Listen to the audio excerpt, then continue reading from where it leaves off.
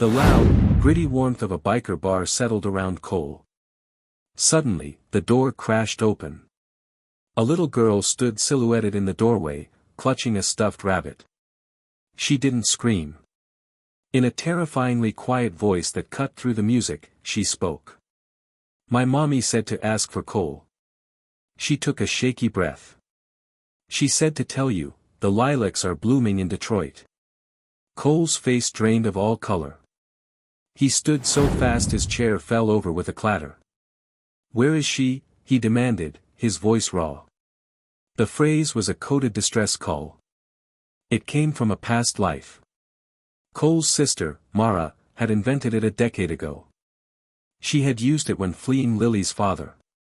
The bikers weren't just random helpers. Mara was one of their own.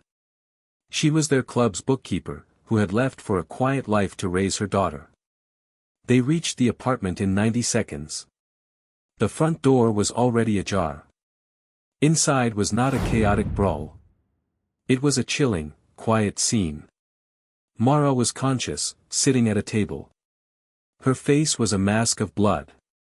Her ex, Kirk, held a gun loosely at his side. Two of his friends were ransacking the place for cash. "She called you, didn't she?" Kirk smirked at Cole. "Told her not to." Confusion gripped the room. It was tactical and emotional. Why was Kirk so calm?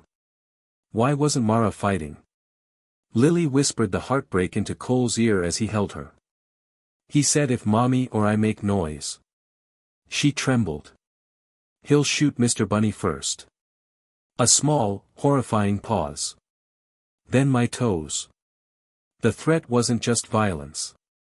It was a psychological game targeting a child's innocence. The bikers were paralyzed, not by fear, but by the calculus of a hostage situation. A child was in the line of fire. Cole tried to negotiate. Kirk just laughed. "You take one step, I don't shoot her." He gestured with the gun. "I shoot the kid's toy."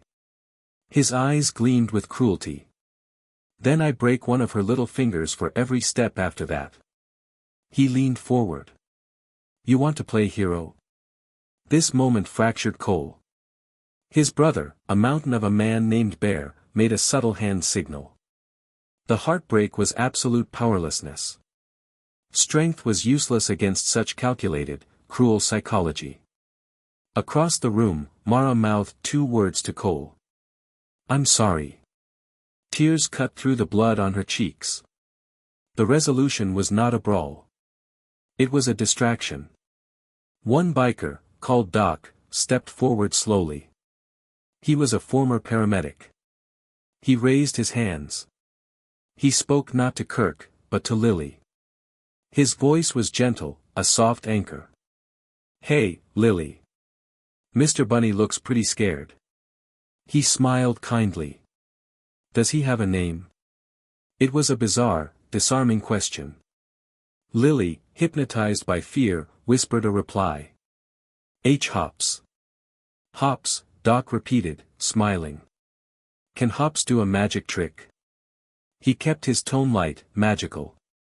"Can he make that bad man's gun hand feel very, very heavy?" Doc was using a childish focus technique. For 2 seconds, Kirk's attention wavered. He glanced at the ridiculous stuffed animal. It was enough. Mara saw the split-second distraction. She didn't attack him. She threw her full weight into the table. It crashed into Kirk's legs. The gun went off, firing into the ceiling. The bikers moved with surgical precision. 2 men tackled each of Kirk's friends. Bear was on Kirk himself. He disarmed him with a grip that dislocated his shoulder. Cole swept Lily into his arms, shielding her eyes. The aftermath was the real story. The police were deeply suspicious. There was no convenient, custodian-granting judge. Child Protective Services placed Lily with Cole only after a brutal home study. It happened because Mara, from her hospital bed, insisted. The club's lawyer fought restraining orders. Kirk got out on bail. His rich family wouldn't help him, he was a trust fund failure. He didn't come to the hospital with a gun. He used the system. He filed for custody of Lily. He claimed Mara's association with an outlaw motorcycle gang made her unfit. The final battle was in court, not a parking garage.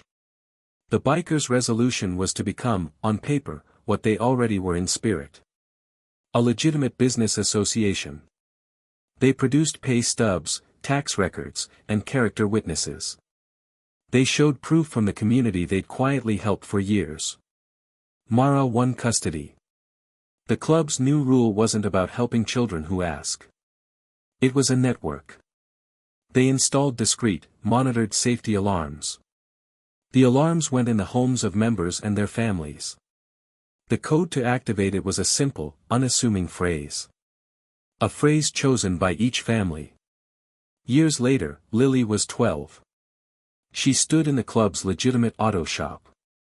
She was teaching a younger girl, another member's daughter, how to change a tire. The girl was nervous.